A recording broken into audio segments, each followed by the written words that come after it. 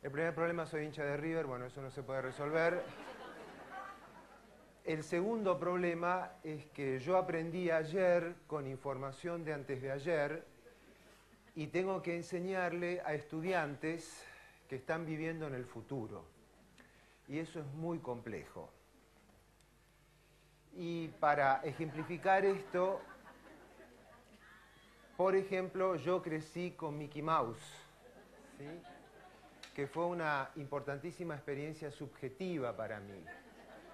Pero a enorme diferencia, mis alumnos crecieron con el mouse.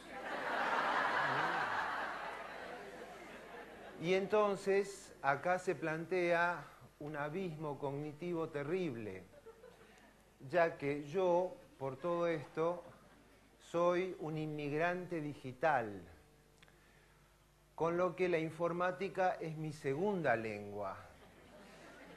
Y mis alumnos se dan cuenta porque se me nota el acento. A diferencia, mis estudiantes, la informática es su lengua materna, que la vienen hablando desde la cuna. Y, como ejemplo, se calcula que un estudiante que promedia la secundaria ya ha tenido 10.000 horas de videojuegos, 10.000 horas hablando por el celular, 20.000 horas frente a la pantalla boba y ha mandado un promedio de 200.000 mails o mensajes de texto. Fíjense que cualquiera de aquellos de nosotros que hayamos nacido antes de la década del 90 no podemos competir con este kilometraje. Si Descartes renaciera y volviera a este planeta, no diría cogito ergo sum, diría computación video ergo sum. Y uno de los peores pecados epistemológicos es no ver que no vemos. Y no podemos no ver este hecho tan importante. Entonces, yo creo que una estrategia interesante frente a estos nativos digitales es introducir una interfaz digital, que puede ser un PowerPoint, puede ser una pantalla interactiva, pero ¿para qué? Porque uno tiene cada vez que dice, bueno, vamos a llenar el aula, como hace el gobierno de la Ciudad de Buenos Aires o el Estado, de llenar de computadoras, pero ¿con qué sentido? Bueno, yo creo que el sentido de introducir una interfaz digital es para colocarle troyanos al cerebro de nuestros alumnos. Si no, no tiene sentido.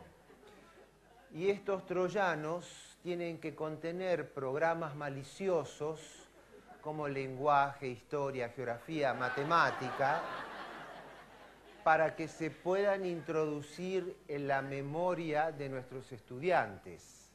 ¿Por qué? Porque si yo convierto, por ejemplo, geografía del río Rin en una interfaz digital, esta es un formato amigable para un nativo digital. Ahora, si esto está en un libro, no solamente no leen, sino que la lectura no genera ninguna experiencia en estos bárbaros.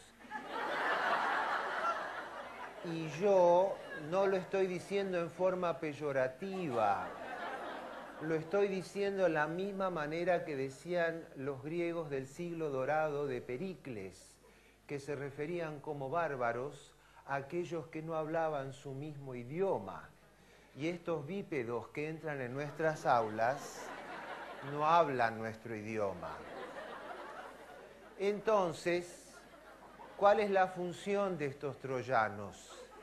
Infectar el cerebro de nuestros alumnos con el virus malicioso del conocimiento analógico. Porque por suerte nosotros tenemos una ventaja sobre ellos, y es que ellos no tienen ninguna idea de lo que es el pensamiento analógico. Solamente lean una redacción, un mail o un mensaje de texto, Cervantes está sufriendo convulsiones en su tumba y se van a dar cuenta de que conocimiento analógico no lo tienen. Pero debemos introducirlo con troyanos, porque si vamos de frente, con la Celestina o con cualquier otra cosa, será rebotado inmediatamente. Ahora bien, para manejar las interfaces digitales, yo creo que es interesante conocer los principios neurocognitivos de cómo funcionan esos cerebros de nuestros nativos digitales. Y por ejemplo, un principio neurocognitivo es el de relevancia, que nos dice que para que una comunicación sea más eficaz, uno no puede introducir ni mucha información ni poca información, porque uno hace cualquiera de estas dos cosas y la comunicación va a ser ineficaz. Entonces, esto es un ejemplo típico, al menos, en las aulas biomédicas. Para que ustedes vean, estos son los pasos de la erección sexual masculina.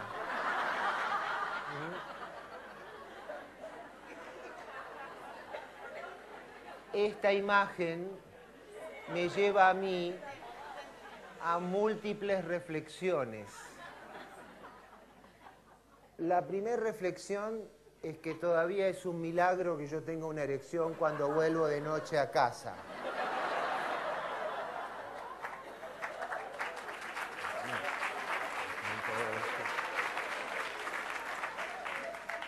La segunda reflexión es en qué estuvo pensando el docente cuando colocó esta imagen en una interfaz digital. Bueno, el error es que pensó que esta imagen era muy buena para ser leída. Claro, yo tengo el libro y yo puedo franelear durante horas con la imagen, los subtítulos, pero esta imagen es pésima para ser vista. Este docente no está alfabetizado visualmente, o lo que ahora se habla como el e-estilo. Algunos de los que están aquí son tan viejos como yo y alguna vez en su vida habrán escrito una carta. Bueno, ustedes recuerdan cuando escribíamos cartas y ustedes decían, en esa carta escribían: estimado Carlos, espero que al recibir la presente misiva, vos y los tuyos gocen de buena salud. El motivo de esta carta es recordarte que el verano pasado me prometiste enviarme unos salames. Sin otro motivo y quedando a tu entera disposición, me despido con todo cariño de vos. Cariños, Robbie. Ahora, si ustedes mandan un mail, dice: Carlos, mandame los salames.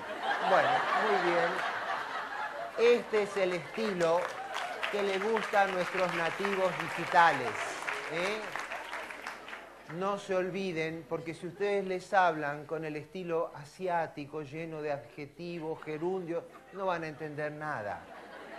Soy una sola pantalla, no hay varias pantallas, no tengo música de fondo, entonces tengo que ser un gran pavo real para no pedir prestada la atención. Por lo tanto, yo utilizo la pedagogía de Charlize Theron y Brad Pitt.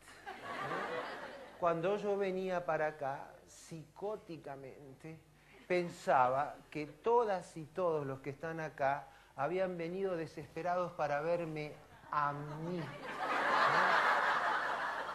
Habían venido para ver mis dorados cabellos, mis atractivos ojos, mis carnosos, voluptuosos y sexuales labios, mis torneados muslos y mis firmes glúteos. Esto es cierto, es muy lindo, muy interesante la interfaz digital, pero ¿quién es más importante? Yo.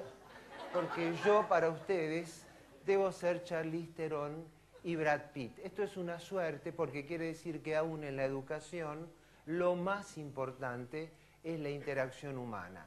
Y por más que intenten cambiarnos por tecnología, una máquina no puede dar valores éticos, no puede dar ejemplos, la máquina puede dar contenidos, es cierto, pero no les puede enseñar a pensar ni a razonar. De ahí que sea tan importante que ustedes se conviertan en las Charlize Theron y los Brad Pitt del aula para lograr estas diferencias perceptibles.